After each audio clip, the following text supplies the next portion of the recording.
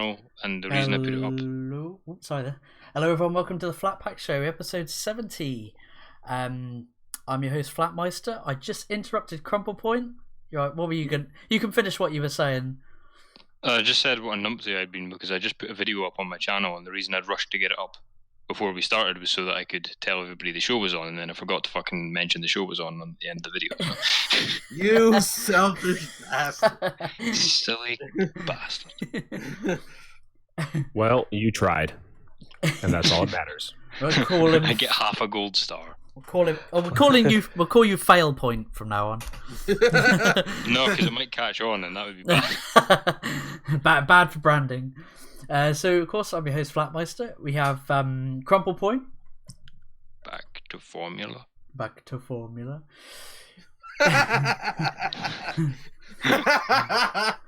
We've got our. Only Osborne kids will remember that. We've got our. Talking of formulas, we've got our high alkaline nerd waffle. Wait, I'm alkaline now? Yeah. All right. I always wanted to be part of the periodic table. All right, I mean, is he poisonous? What did you like? Even when I was in grade 1, they're like, "What do you want to do when you grow up?" I was like, "I want to be part of the periodic table." They were like, "Yes, go away, weird child." And on the opposite end of the formula of the periodic scale, we've got the acidic tongue of Switchpoint. Yeah, no, I have very spicy opinions apparently. I do like it. And then they have gotten me in some hot shit lately, but I don't care. I was gonna say, do tell.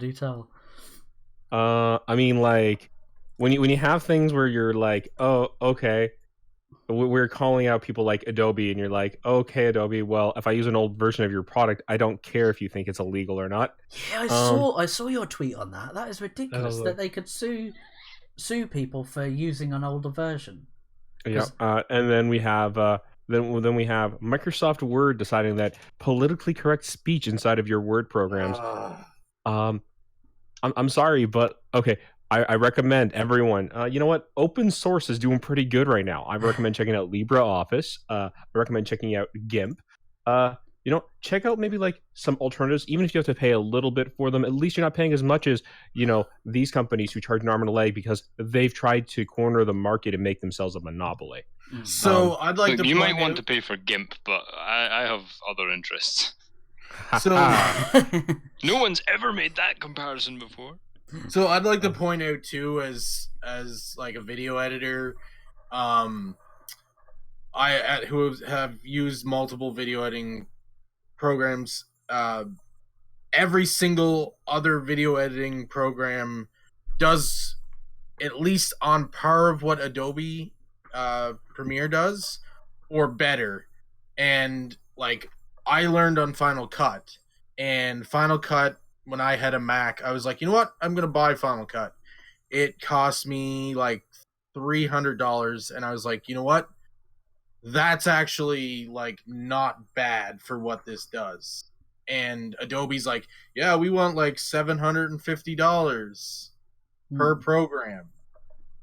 And your firstborn child, and a blood sample, and like your DNA and social insurance and stuff. Well, it's worse than that now because Adobe doesn't want you to buy the right out product anymore. No. They make it impossible. Like you can do it because like there's a thing called Elements, but they make it nearly impossible to find that program. And Elements only offers Photoshop and Premiere Pro. Now, and I wouldn't mind if they had like the pay per month as an option, but they should have every single one as an option because some people want to buy it full out, and some people might be fine just month to month. And I'm like, as a company, just wouldn't you want to just take everybody's money? Well, it's not even that. Like the monthly cost is ridiculous. It's all in American, and it's like, so here's an idea. Oh, you just want Photoshop? I believe that's like about $20 to $30 American a month. Depends if you sign up to. There's two things they do with that, or they used to. One was $20 if you like promise to be with us for a year, or like $30 if you want it just month to month. Yeah. and then it's like, but like it goes up. It's like almost double. But like because you can't, you can either buy Photoshop, and then or you can buy Premiere by themselves. But like to get the suite, it's like double. And here's the thing: they make it so you want to get the suite because it includes everything. It includes Illustrator, Photoshop, uh, Flash. It includes everything that you may want is all there in that one like package. And it's like, okay, here's the problem though: it's still a ridiculous price. I can go buy Sony Vegas to edit videos. I can buy it. I don't actually have to like pay a monthly fee for it. Yeah. I can buy like Sony Vegas is Final actually Cut. Final Cut. That's an option too. Both of those programs are actually very good, especially like, and there's a lot of tutorials for them. There's programs such as like Fire Alpaca, which is very similar to Photoshop. Same with Yep. like GIMP. GIMP, which is also similar to Photoshop and open source. What's that one There's- that you showed me, Krita or Vita Yeah. or something like that? Yeah, Krita is another one. That one's actually really good. Clip Studio, Paint. There's even Illustrator programs out there. I can't remember the name of them right now, but like there's quite a few. Hell, somebody actually was replying to my thread and actually recommended another one. I honestly, if these companies are going to try to, like, oh yeah, here's like, yeah, try to strong arm the like, because here's the thing: they buy all the marketing, so they make it seem like they're the only ones that offer this service. Yeah. Right? They're not.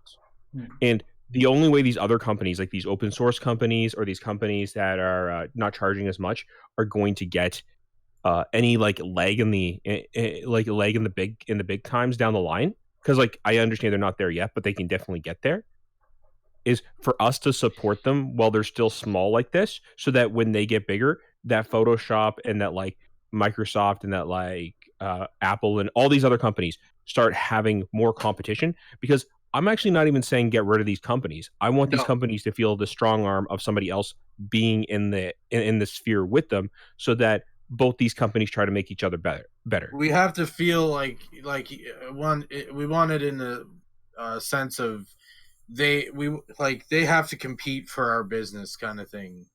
Exactly.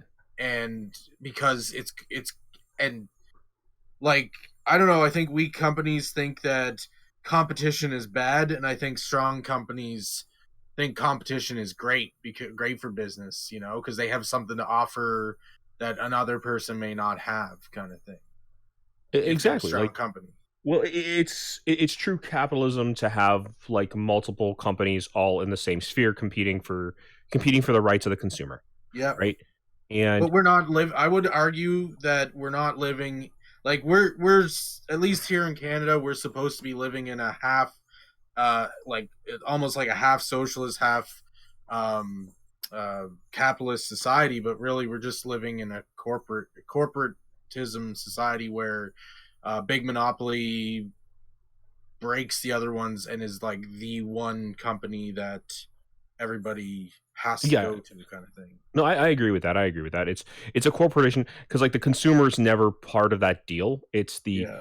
it's two corporations or three corporations or so many corporations talking with each other and doing backroom dealings without without even thinking of what the end consumer wants. Yeah. And then on the socialist side, they fuck with that too, because then they're the main company, and they say, well, we can pay you whatever we want, and we don't have to give you benefits or anything. And we're not paying as near as enough taxes as we should, making the amount of money that we do, because we get so many fucking breaks and shit, that the money doesn't go back into the people's hand. It just stays in the pockets of all of these companies. Sorry to get The issue with all the Silicon Valley tech companies, and even less notorious ones like Adobe and things like that, their issue is that they've used their customers aren't their customers. Their customers are their commodity, and their only business model that they have is to sell their customers' personal data. That's their only business model. Yeah. And they have adopted this business model, and have therefore their products have become lax and sloppy. They have become as invasive as they can possibly make them. They've become as sparse as they can possibly make them, and it's just a bunch of, like, a dozen companies selling your data on to each other. Yeah. Which is funny as well, because they do that so that they can advertise to you But the thing is, they're not advertising you a product. They're advertising you to use a new way of giving up your data. So it's like it's just this, it's the same data. It's just getting passed around everybody. Yeah. Oh yeah. You've they're all become gonna the go out of town business. bicycle. Yeah. Well, I mean, like, okay, so there's certain information I understand you need to collect, like, to make your program better. I get that part. Yeah. Other things you don't need. Like, Yeah. why do you need to know what I'm using your program for? You just need to know, hey, so how does it run when I render this? Yeah. Right? That's all you need to know. That's all you need. I like, you shouldn't even be questioning me why I'm using it. You have no you have no say in how I use your product. I bought the product. Right? Mhm. How I use it, you like, because it doesn't hold to you. You can, like, the argument. This is the same argument of, like, if there's a blanket advertiser over your YouTube channel, like, that doesn't mean I support that product. Yeah, that Yeah. bugs me as well, because it means that you can't. Oh no, we lost Crumple. We lost Crumple in mid I think he's been silenced. He's been silenced by the shadow companies. Go on, They're after Crumple. us. Go on, Crumple. What were you saying? I was just saying that, like, you can't sort of switch the ad off, like you can't thumbs up or down the ad, but you can thumbs up or down the video. So you can't, like, see an ad for Facebook and thumbs down it because of their bullshit policies, and you that's what's so funny about when they put their ads on YouTube, because they'll have the ad that pops up to you, but the thing is that, like, every advert is now on YouTube as its own video as well. So people will actually go out of their way to go on these adverts and thumbs down them. But it's also, like, see, if I'm not sure about a channel and they're not getting to the point, there's two things that everybody tells you to do because it's, quote, good for your channel, but nothing makes me click off faster, is a long drawn out professional title card and an advert break. So all the YouTubers are wanting ad money, but as soon as the ad comes on, if it's a new channel to me and I'm not sure about it already, and that pops up, I'm like, fuck it, I'm going to check something else out. And then with a long title card, it's the same thing. It's just like, if the title card is more than like 3 seconds, I'll just be like, nah, fuck off. The other thing, like, I don't necessarily mind if they run ads and shit like that, and I don't mind if they collect. This is not a permission, by the way, but I don't mind some information being collected, because that's just the age we lived in. The problem is that I don't like it how all of this stuff is making them billions of dollars, and then they're coming back to me and being like, yeah, hey, buy this service for this price, and I'm like, bitch, you should be giving me money because, like, you've sold my information, you've put ads on my channel or whatever, you've whatever the case may be, all this stuff companies take the liberty of doing.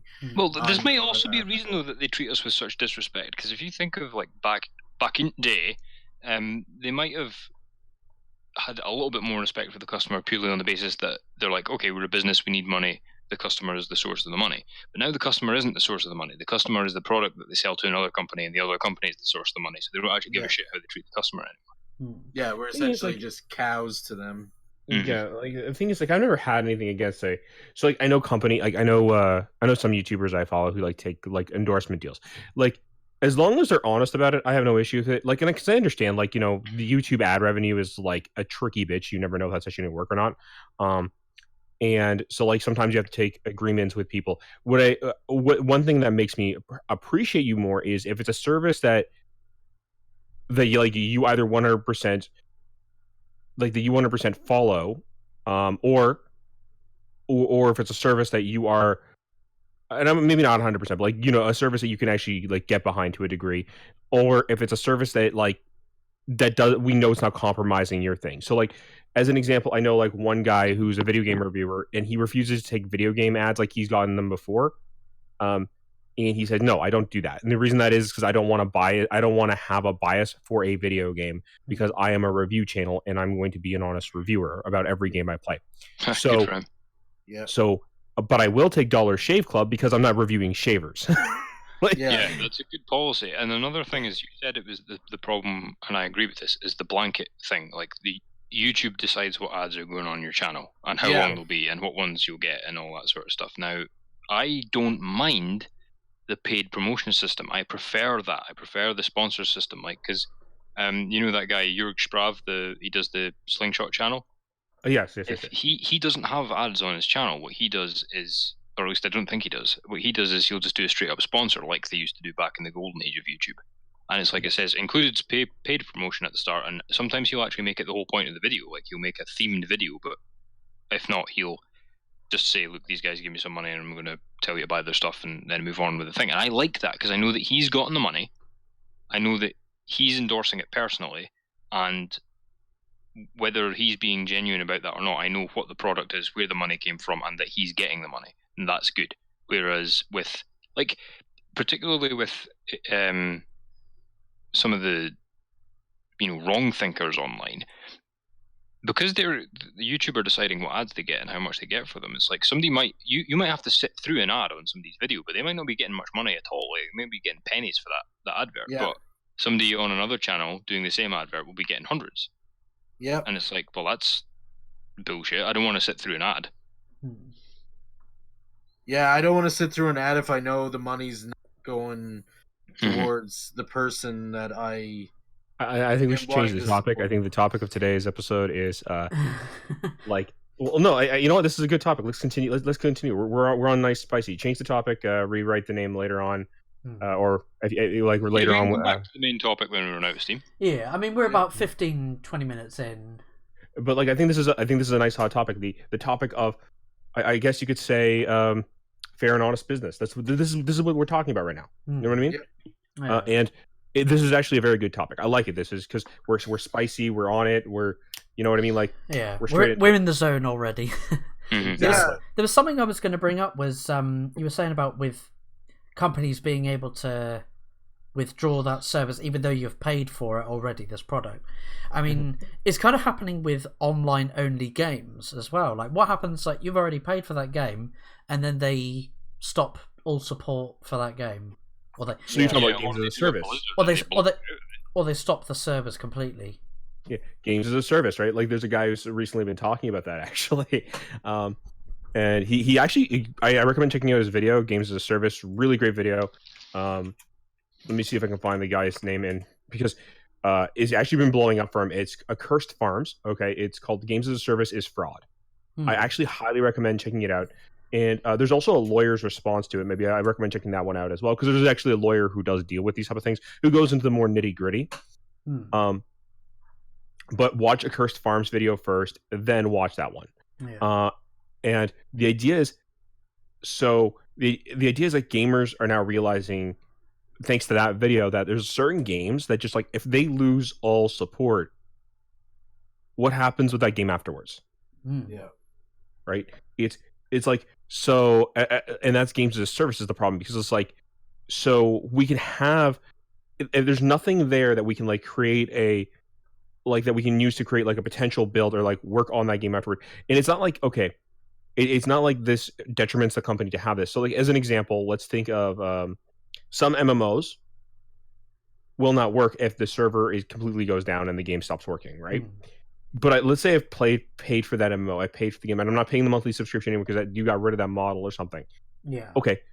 Well, as a service, I there's no way I can run that game without the online feature, right? And they tell you, oh, well, it requires updates and it requires maintenance and yada yada yada. And I get it does.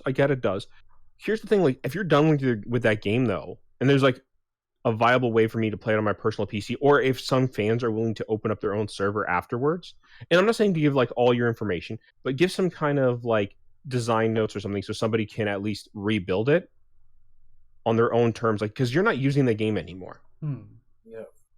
Right. And I get it. Like, there's a certain point, like, there's a discussion of, oh, well, there's a certain point where it's just not profitable for a company to keep running it, and that's fine. I understand that. Yeah. But, like, we're not talking about the company still running it. We're talking about the fans being able to run it afterwards. Yeah. They've paid money. They should be able to play it whenever the hell they want to play it. Well, think about Remember the old Myst games? They did that with... it was quite a bad, ill-thought-through venture, but it was a multiplayer online, massive multiplayer thing. And what they did was when the franchise went bust because they had all these sort of harebrained ventures after the third game, what they did was they just released the source code to all the fans. So that community still thrives and people still play it, even though it's a pile of shit. Because they love it and they get something out of it. And they've now managed to mod it and improve it beyond what they could ever have hoped to make it a much better game than it was when it was released, because they have access to the source code. But yeah, and that's the thing is like make the gamers in charge of that, because like you might like okay, so like your game may never you may provide the source code and you might say, well, nobody's ever going to play this. Nobody's going to take the time to set up the whole thing that requires the whole thing, and then even if it does, nobody's going to actually play it. Let people decide that, like provide the source code, and if there are diehard fans or people who want to bad enough, they will do what they can to play it. But if you don't give them the option to do that, then that's a different thing. That's like closing and locking a door, and you can never go in to a place that you've paid to be in and place that you've paid to help build. Yeah. Well, it creates goodwill as well, right? Because Microsoft Games, Epic Games, whoever it is that's in charge of the servers, still operate the Gears of War 3 online servers, which I still play. And like hardly anybody plays it now, but you can always get a game nonetheless. There's always just enough people on that you can always get a game. It's quite funny, but it's like I don't know that doesn't translate into any financial incentive for them, and they might be making a loss on that game for all I know. I have no idea. But the thing is, it automatically makes me more receptive to anything Epic Games or Microsoft Studios or whatever it is does, because I have that goodwill with them now.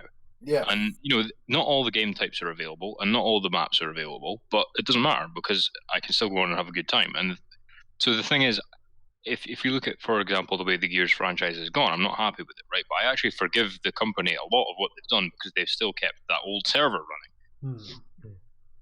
Yeah, well, that's the thing is that, like, what is it to all... If these companies are doing a good job and still making money and doing what they're supposed to do and whatnot, and they're still raking in money, what's it to them to have an old game available for people to play? And that's what I thought was funny from Blizzard for a long time, was that I was like, I know Diablo, the first one, I know Diablo 2 was the more popular one. I know that they have to port it and they have to spend money to figure out how to port it or blah, blah, blah, blah, blah. I wasn't naive to the fact that they could just willy-nilly pop it on there. Maybe they could, but I wasn't, going to say it because I didn't know. But still, what was it to them? They have a whole bunch of servers and shit like that.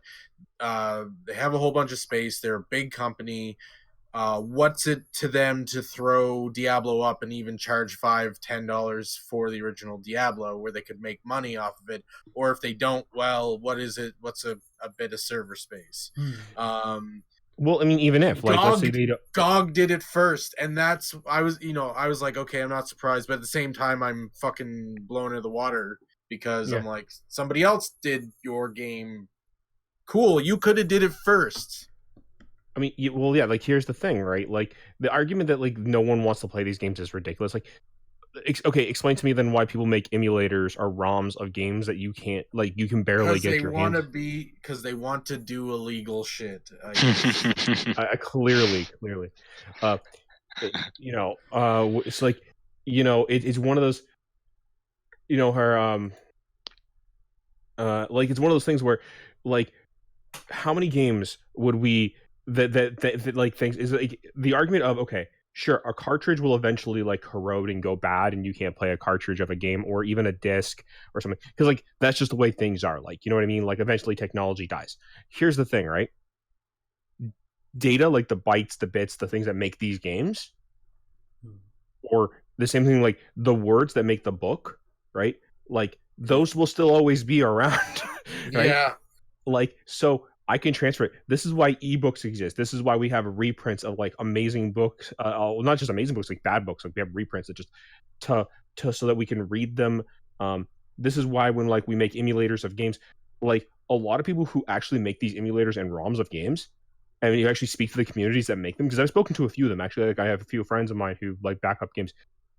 That's actually the main reason they do it. They do it so that there's a record of these things existing for future generations, like, or so that like it's easier to maybe access for generations who just can't, for whatever reason, maybe get a NES or can't get a Neo Geo machine or something. Yeah. Like this is not them saying, "Oh yes, I want to be illegal." No, this is them saying like, we need to preserve it. Like, and we can't rely on the people who should be doing this. Well, yeah. I read an article recently in which it was. I really wanted to play this game back in the day. It was The Matrix Online, and it was. It came out sort of around about the 2003 when Matrix Revolutions came out, and it was like an MMO RPG, and sort of continued the story after Revolutions. But I read this article in which someone had basically reverse engineered, before they shut the servers down, this guy went through all of the code and basically built the entire game again from scratch. But there was no NPCs or anything, so it was just, he created this empty, it was an empty world, but you had all of the, the abilities and stuff.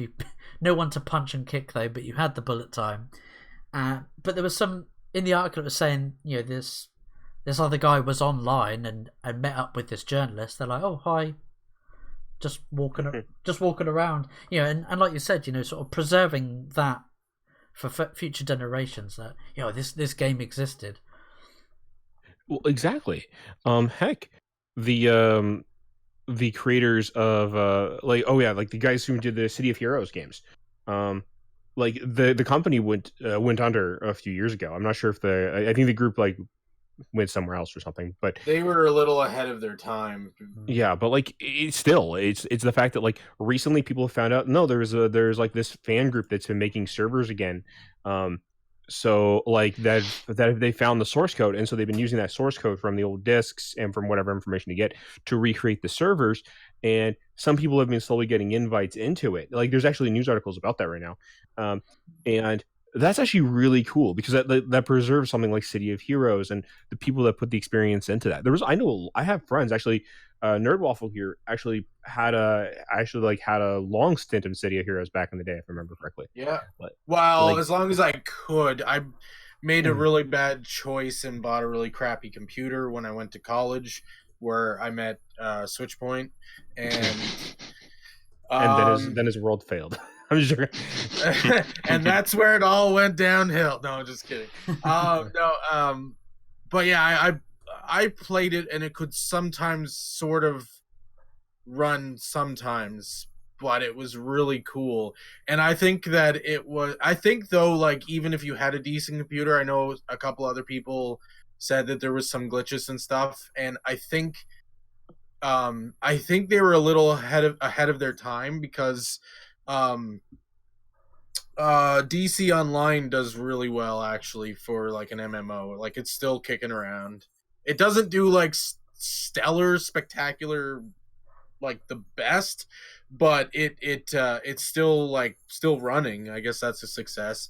But it's essentially just like almost a lot like City of Heroes and City of Villains. And I think that's why I think it's a bit ahead of its time. It's because but they were great games, and even though DC Online can give you sort of a similar or same satisfaction, it's still kind of nice to be able to go back and play the old Stomping Grounds, City Heroes and Villains if I wanted.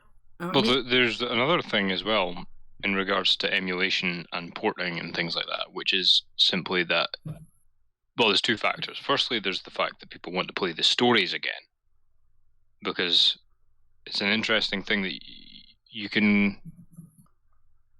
depending on the game and depending on the person, even if you get, because every YouTube fucking game, every game on the planet has a YouTube the movie of, and many people would still obviously rather pick up the game and play through it to get the story, even if it's not that great, because that's the way it was designed to be made. However, the other thing is that gaming mechanics, and this is one of my biggest criticisms of the gaming industry since the newest generation. Gaming mechanics haven't gotten all that much better. The graphics have, and the size of the places have. But like, if you play The Witcher 3, for instance, take away the graphics and add a few loading screens and a smaller map, and it could very easily be a PS2 game mechanically. So, actually, I've had this discussion with a friend before. I think like we've gotten to the point Well, where. Can I finish just? Oh, because I think you're going to make a slightly different point, but like just to finish that. So the reason is that because games haven't become, with a few exceptions, like with the more social games and things like that, like the games that track your like RPGs that track your behavior more. With the exception of things like that, games haven't become hugely much more complex. So therefore, you can go back and play a game from 2003 with a new lick of paint on it, and it plays like a new game. Maybe with a couple of gameplay mods for, I don't know, like somebody just used the example of like it adds slow motion or something rather than just being a run and gun, shit like that. So people haven't been that well served by the mechanics of the games, and the graphics can be updated now. So we're not like, there's not a huge world of difference between some of the older games and some of the newer games once you've fixed the graphics issue. But go ahead, Switch. I just want to finish with that point. Oh, sorry. Well, yeah, no, there hasn't really been much difference in regards to like mechanic. I mean, there's an argument to be made of like, if a mechanic works, don't change it, right? Yeah. But like, also, but I mean, like, also you want to innovate as much as you can. I understand that. But me and my friends were talking about like this one time where, and it is slightly a different point, but I feel like it also comes back kind of similar to what you're saying. So, where I've had a discussion with my friends about like, have game companies put too much effort into graphics? I feel like, and this is where I personally stand, is maybe we were fine around the PS2, PS3 era, the Xbox 360 era, the Wii, the GameCube era, because the games still look very, very nice. And if you take those games and you were to like actually anti-alias them properly for like today's standards, they look beautiful. Especially because there's emulators that can do that for you, and there's even like updated hardware machines that can do that for you as well. And like, so I recently went back and I started playing Sonic Colors on a Wii emulator, and that game in 2K, you do not see it jagged at all. Like if I play in the original resolution though, you'll see the jaggeds. But as soon as I add the anti-aliasing in a 4K, oh man, like this game looks like it's like ready for like modern systems, because like it was the art style. It's the argument of, it's not more polygons, it's better polygons has been kind of going around too. Where, what if we like make a game, right? And well, let's take like Zelda Wind Waker. It looks 100 times better than like Zelda Twilight Princess does today, because Twilight Princess tried to look realistic, but like Wind Waker tried to look cartoony on purpose, and so therefore stood the test of time. Yeah, right? it style like has a huge part to play, I really think, especially in video games where graphics can be sort of updated from day to day, or even movies. Like, I think like anything 3D, I guess, you can still do 3D, but it has, I'd say, like, for it to be successful, it to be more stylized. Like, yeah, World of Warcraft eventually did get dated, but it took a really long time for that to the graphics of that to look so dated that you'd really tell. And they had a bit of a style, that's like, they had a bit of a stylized look to it. There's tons of other games that have 3D in them, but you would never tell because they're so stylized, because they have 2D overlays and stuff like that. Yeah, like exactly, like these games need to see. This is what I'm saying, these hardware could like be utilized for something so much better rather than adding more polys to make it look prettier. Why not just use that hardware to add better anti-aliasing, better load times, better better draw distance. Get push these games so that they can run at that constant 60 frames per second at at that 2K or 4K resolution, because they already looked good. They just this is needed the that. thing. It's like the graphics thing only really appeals to normies, because the first thing is that the graphics never perform as advertised, and the second thing is largely people don't give much of a shit about realistic graphics. What they like is much like any kind of art. They want it to be good. They don't good doesn't mean realistic. Like, you don't want everything to look just like a photograph. And Them for God some reason, the rays. corporate types just don't understand that. And the other thing is that, like, if you look at, for example, the first Deus Ex, that's been redone so many times that somebody actually did a completely full remake of it. I can't remember what it's called. It's like the rebuild or something. I can't remember. It's not going to annoy me now, but a complete reconstruction of it, fixed some of the mechanics, redid all the graphics. And the reason people go back and play it is because of the story, the ambience, and the level design. It's nothing to do with graphics and DSX revision. Flash. Yeah, that's it. The revision. They don't care about getting celebrity of the month to do the voice and all that sort of shit. Like, they'll play this old game over and over again because it was a good piece of art. And I mean, it's a nice. It could be like a nice bonus, but it's not like a Like, it's almost like they look at it as a requirement, and it's like, well, that's nice if you can do it, but I'd rather the game sort of work fast, and price point too. Like, do I need to buy a really ridiculous computer or gaming system to be able to play this game, kind of thing? Like, or am I fine with just not having to blow all my money in a gaming system that might be sort of out of date in 6 months to a year or whatever? Yeah. Got Jay in the chat. He's saying, for me as a gamer, if you have a strong storyline and gameplay, it's a win-win. Yeah. I mean, here's the thing. Like, I can build a system that's going to be great. Which is going to be great for years, right? Like, possibly, when I say years, I mean 5-10 years maybe. And you'll still, heck, you can. I know people who still game on a GTX 780. That's like a card from like forever ago, right? But it still works, because it's all about like how you set up your system. But that's not the issue here. The issue you're running into right now is we're running into an issue right now where companies want to they want to actually, they think that they want to push these graphics to make it look more realistic or more impressive or stuff like that. But it's not as hard as making it look more impressive that way than it is actually putting the effort into it, into actually using the features that we haven't fully used in years. Like, there's a reason why MSAA anti-aliasing, or why proper anti-aliasing makes an old game feel fresh again, because also certain dithering effects make pixelated games still look really good. You know what I mean?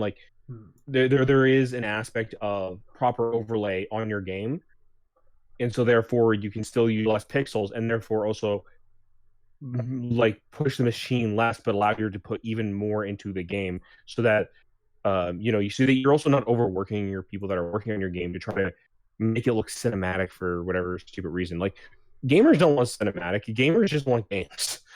Not that cinematic games don't work. It's just that you still have to think about it as a game first before a cinematic. Yeah, it's fine to have a cinematic, but that should be secondary to everything else of the part of the game. See, I like games that keep I do enjoy cinematic games that have cutscenes, but I think if you've got a good story, that you don't have to have a cutscene that just strings along the game, with gameplay strung along between the next cutscene. I think you can tell the story within, as you're still in control. Yeah. So, still have the characters talking, or I mean, I like that too. I was going to say BioShock for instance, the first Bioshock, you hear, there's audio tapes, and then you've got characters talking to you over the radio. It very rarely takes the control out of the player. Oh yeah. Yeah, I agree. And then the other thing is that unless you've got a really well written character, it's very frustrating, because if you've got a well written character, you're kind of going on their journey, and that's fine.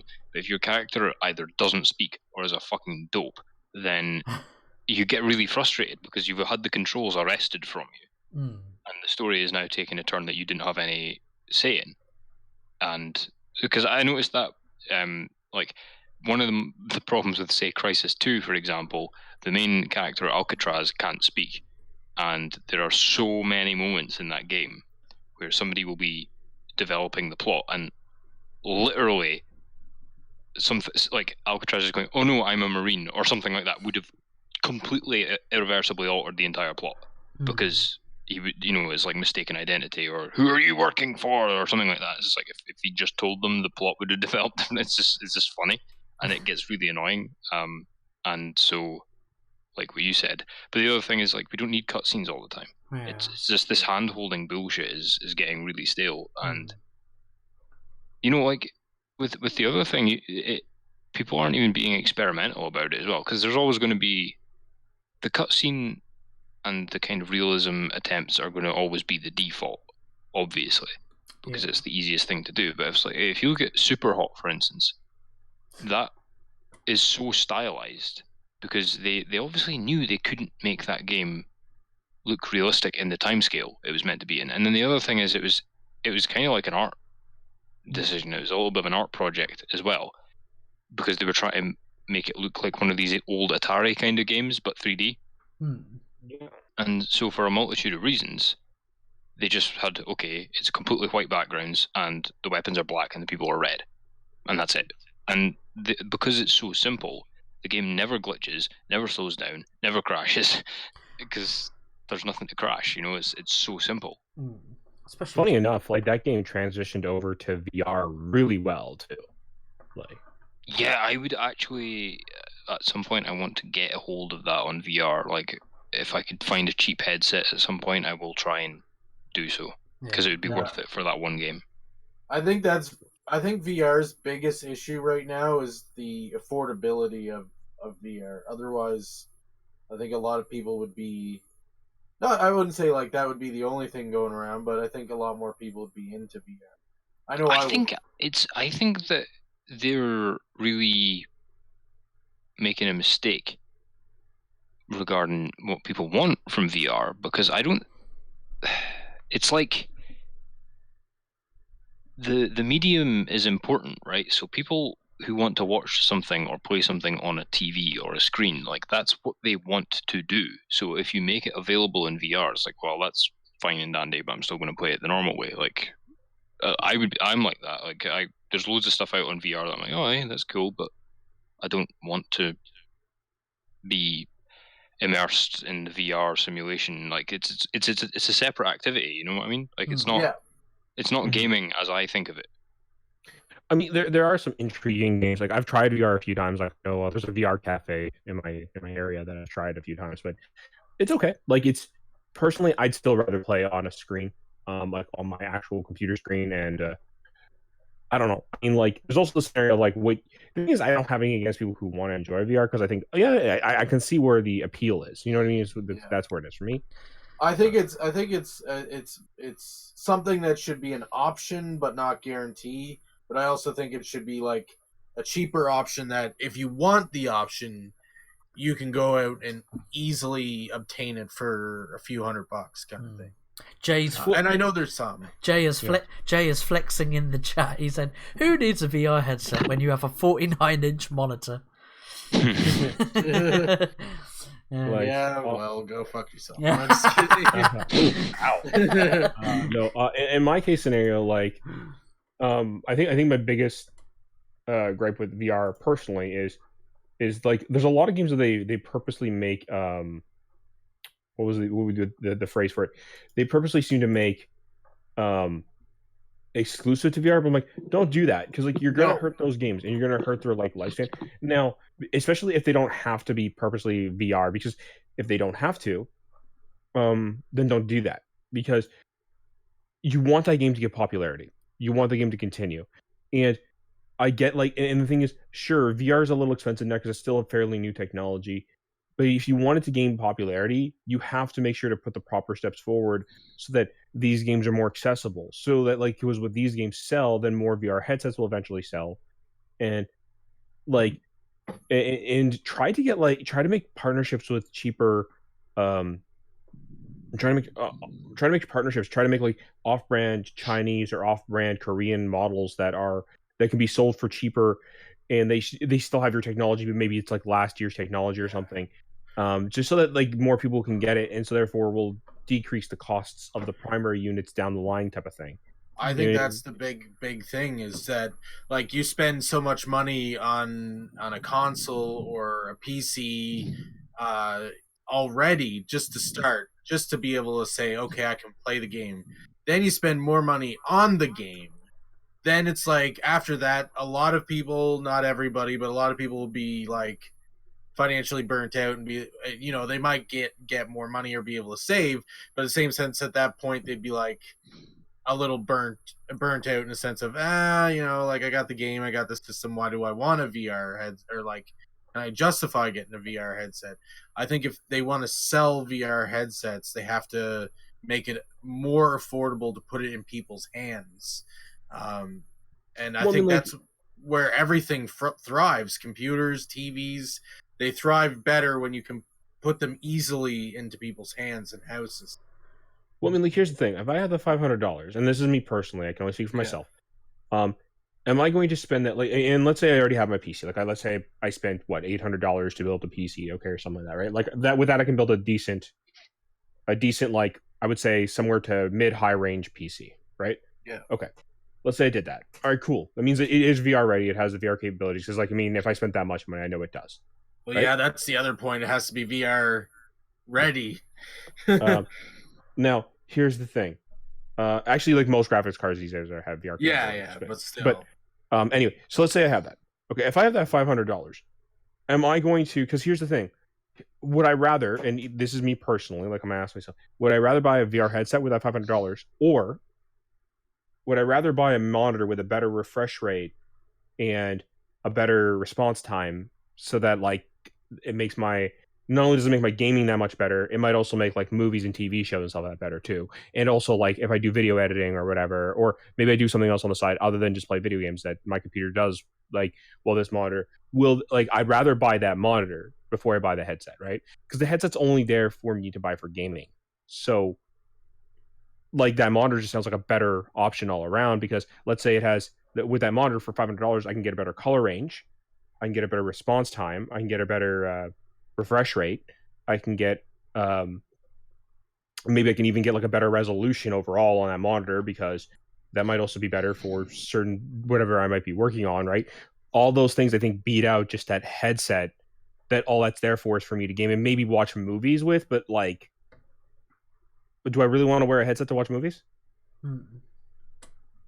I mean, I think it's a cool idea. I just think that it needs to be more easily put into people's hands for them and their purpose. Like if I was trying to sell my product as a VR headset, I'd be like, okay, how do I get this into people's hands? Because there is a market for it. There are people who would buy it if it wasn't like 500 to like 1,500.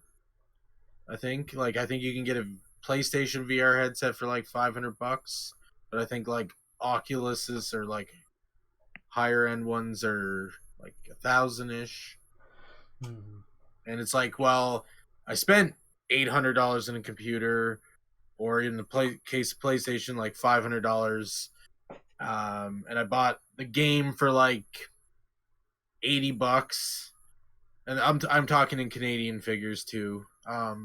Do I really want to just drop another $500 to $1,000 on something? Like, and then at that point, as consumer, I'd be like, you know what? I'd be on Switch's sense of like, yeah, I'm just gonna buy another monitor or whatever. Exactly. Whereas, Like, whereas if like it's with like, this, if I oh, go was ahead, trying sorry. to sell it, I'd be like, well, you could buy a monitor. You already have a monitor, which might be decent, but for like a couple $100, here, have this cool thing you can be in the game in, you know? Yeah. Like, yeah, if I already have the monitor, let's here's the thing, right? Like, if like I have a 1080p monitor, but it's more of a side monitor. But if I had that money, that $500, right? Yeah. I'd replace it with the 1440p 144 hertz, because that's kind of like, it's not quite 4K, but that's because it's in between 1080p and 4K. So that means that I get I'll get a decent resolution, but at the same time, since I take that hit on the resolution, I will be able to get 144 hertz, meaning that I get a much better response time and much better refresh rate, right? Because that's a much better monitor. If I make sure that it might even have like a 10-bit color, that means it's a much better reflection of blacks and a much better for reflection of whites, right? Which looks really, really good. Now, am I saying that that's, I can only speak for myself in that regard. For somebody who might say, oh, well, I'd rather have the headset, because I also have a 4K monitor, right? But that's like, I use that for like video editing and stuff like that, right? And so like, for me, the only thing that seems like a no-brainer is, yeah, okay, upgrade that other monitor for a gaming monitor specifically. You know what I mean? But like, it wouldn't only be used for gaming; it could use it for other things too. Because 1440p still has its uses. It's 2K. It's in between the 1080p and the 4K resolution. It has its uses to me, right? Yeah. But that's a personal thing. I can't tell somebody else, oh yes, you'll find uses for that. You know what I mean? Yeah. It's at that point where you have to decide what's more useful to you, right? Heck, I can even go cheaper than that. I don't have to pay that 500. I could pay half that and buy a 1080p monitor that's 120 hertz. But Well, there's another issue though, that's like, because people are going on about like, oh yeah, soon you'll just be able to be in the game and it'll be so realistic, and or even sporting events, you'll be able to actually be there, in the VR, and it's just like, that's a different activity. VR gaming is a different activity to gaming. Like, if you gave me the option of playing most games in VR form versus on the screen, I would pick on the screen 9 times out of 10. And because the other thing is, like, there's multiple issues, but it's like, even if they could get it perfect, it's like, it's a different activity. Like, running around like an idiot in the middle of your living room, like pretending to be Rambo, is a completely different activity to sitting on your butt playing, an RPG. Well, I mean, I'm just saying, like, I think that I mean, I'd like VR again, but it just, I can't afford VR, and if I can, I can't justify it to buy it.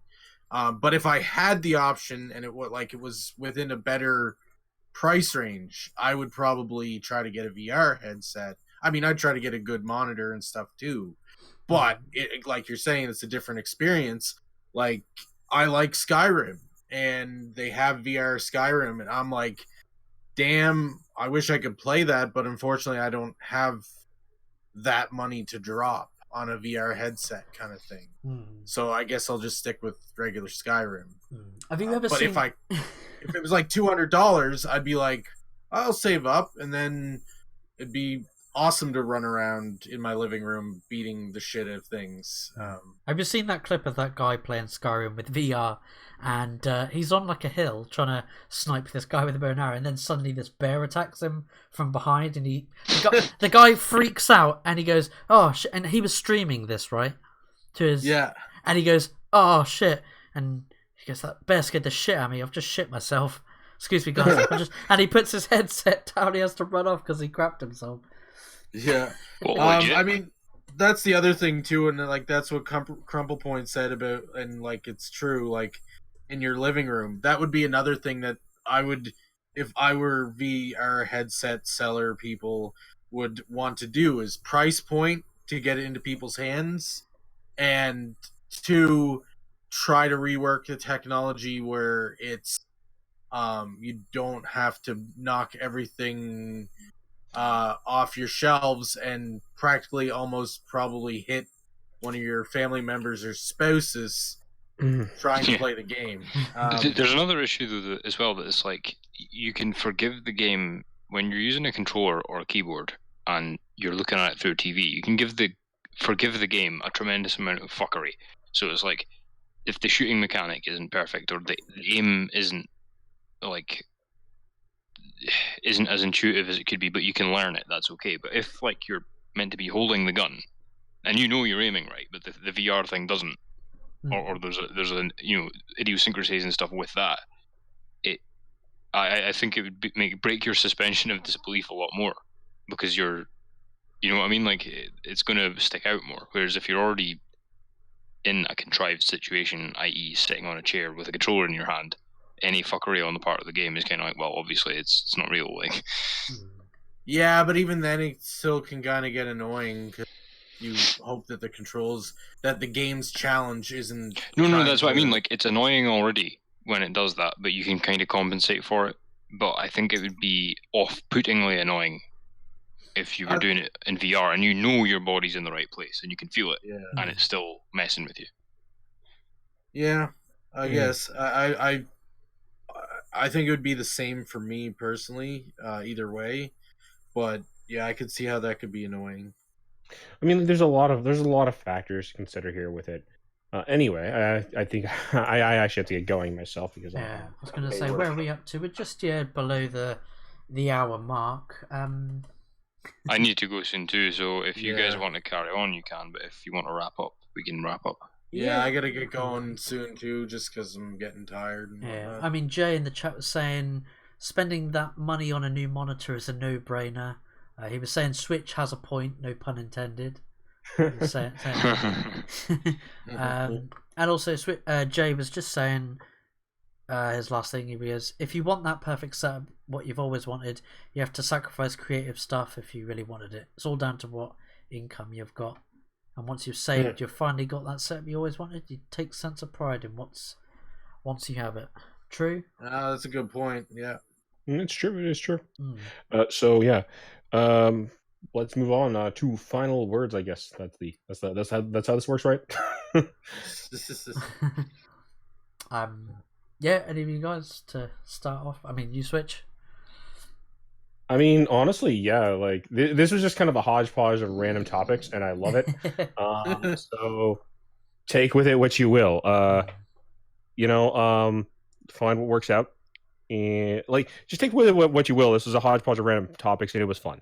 That's all this was. I love this. We should do these. We should do these like random topics more often. They're just they're off the cuff, and they're much better. Yeah, sometimes like the Wednesdays just comes up on us so quickly, and we're like, oh crap, we haven't got a guest or a topic sorted. And I know that we talk throughout the week, like, oh, you know, what sort of things have we got in mind? And then Flatmeister beats us all, even though we're in different countries. He still beats us because we didn't do our jobs. I'm sorry. Does Flat have like psychic powers now? He's like, oh yeah. Jay is saying more PC talk, guys. I'm feeling this. What PC as in a computer or politically correct talk? I think he wants computer talk. Microsoft Office has gotten to Jay. Honestly, see, when they roll that out, my computer's gonna actually pop. The shit I type in. Oh, dude, just get LibreOffice, dude. I highly recommend LibreOffice because it's open source. It's competition to Microsoft, and at the same time, you're not going to really notice too much difference in what it offers. Yeah. So, but anyway, we were final wording, and somebody either trailed off or got interrupted or something. I don't know how this happened. Magic. So yeah, like sorry, whoever. I think Crumple was next on final words here. Yeah. I would just like to say, be mindful of what company you give your patronage to and all that, because of like what we were saying at the start. They're treating their customers like shit because their customers are a commodity. And I would also just like to point out that be discerning in what you buy games wise as well, because of what we were saying about games as a was it games as a service is fraud. Keep your independence as a customer. Don't be reliant on this sort of weird digital serfdom that we're living under. That's me. See you all next time. What about you, Nerd Waffle? Just be the change you want to see, and make sure to, I guess, not trust just what Crumple Point was saying there, and that's pretty Now much all available I have on to Steam. Nerd Waffles, Nerd Waffles game. Pre-order it. Yeah. It would be I'm joking. I'm joking. Yeah, give me money. Don't give the other companies money. Sort of share the same sentiments. Like, companies will only do this if they know there's a demand for it. So that's the thing. People need to stop rewarding these shitty business practices. Yeah. Hit them where it hurts. With your money, with your wallet. Stop supporting these games as a service. With EA, going like, single player campaign story driven games don't sell well. I'm like, well, Witcher 3 would like to have a word with you. GTA would like to have a word with you. All of these games have been a proof that, and God of War, I'm gonna forget that, had a big sales. All of these, all of these games are proof that single player games work. So that's that. Thanks to Jay for joining us. I think a few others joined us. Not sure. Don't forget to check out other episodes of the Flat Pack Show. In the Flat Pack playlist. We've had various guests, indie comic creators and such. Yes. So we reached out to Doug TeNaple, didn't we? We tried to. I don't know if he saw the part where we wanted him on the show or not, but he is working on that Earthworm Jim comic and some art book stuff. So if you're a fan of like the old Earthworm Jim games and movies and TV shows and stuff like that, dude, check it out. Are they doing literally doing a new game? Aren't they as well? Yeah, I heard rumors that they're working on a new game. Yeah, him and Tommy Tellerico and the other guys all met up too. So apparently they're working on their own console. That's bringing back was it? It wasn't Neo Geo, or was it? It was something. But apparently, yeah, they're trying to bring back I heard that they're trying to make like a system, like a game system. Cool. Yeah, I think the idea was on that. Yeah, I think the idea is because like those old games work when you have the right type of hardware better. Like they work better when you have the right type of hardware for them because of the way they were made. Certain hardware kind of over accelerates for them, so I think they wanted to. They wanted to create like a systems, like something that wasn't too expensive, but something that could definitely do that as well, like as well as new games too. Yeah, so I like it's an interesting venture, and I want to see what they do with it. Yeah. So, even if that's like doesn't work out, I think those guys are still like it's always good to see those guys work together because they're usually good with each other. So, yeah. But so it'd be great if we can get Doug on or any other creators. If you know any other indie creators, by all means, get them to DM me, Switchpoint, Nerdwaffle, or Crumple Point. We'd be happy to have more guests on. So with that, it's been the Flat Pack Show. I've been Flatmeister. It's been Switchpoint. Yeah, baby. It's been Nerdwaffle. Be the change you want to see and keep it toasty. Toasty. And it's been Crumple Point. I will be available as DLC in monthly installments.